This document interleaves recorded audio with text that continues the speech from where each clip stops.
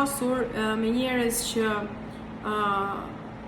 nuk të krijojnë atë frikën, le të themi frikën apo intimidimin që të mos thuash asnjë gjë, nëse shet diçka që ty të bezdis, nëse shet diçka që ty s'të pëlqen, në momentin që ja thua, ato fillojnë të ndryshojnë fytyrën, fillojnë ta marrin personale, edhe pse ja thua në formën e duhur, sërish të stopojnë duke marrë atë hovin që shiko, mjaft se nuk dua të dëgjoj të çfarë po thua ti, apo marrin atë rolin mbrojtës.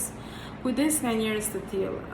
Vërtet këta njerëz janë, si është ajo shpreha, bëj si të mund, mos vë si bëj unë. Këta njerëz e dinë që kanë gabime, e dinë që mënyrën se si nuk i respektojnë të tjerët, dhe kur i ja thua, thjesht nuk duan t'ja dinë, duan thjesht që ti të ndalosh dhe ato të vazhdojnë. Në momentin që shpesh herë njeriu merr zjarr dhe shpesh herë mënyra se si ti flet ndikon tek tjetri, mënyra se si ti i thua gjërat dhe fillojnë direkt ti marrin për keq.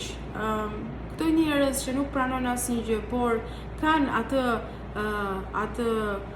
atë që duan të imponojnë tjetrin, të bëjnë si duan ato, por në fakt në momentin që ti arrin deri aty në gjendësi e sipër, ti flasësh apo të sillesh në të njëjtën formë si sillen ato, nuk do të pëlqej. Nuk do të pëlqej të shohin veten e tyre tek tjetri.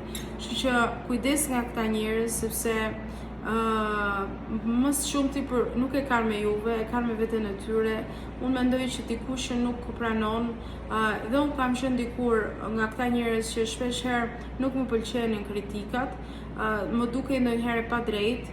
Sigurisht ka pasur dhe padrejtësi kritikash, ka padrejtësi kritikash, duhet të jemi realiste me këtë dhe të dyja palët duhet t'i kuptojnë. Nëse ti ke kritik dhe po e bën kritikën në mënyrë të padrejtë, atëherë duhet ta kuptosh çfarë je duke bërë dhe të ndalosh. Dhe nëse ti ke kritikën me të drejtë, edhe pala tjetër duhet ta kuptojë që kritikat pranohen dhe lejohen.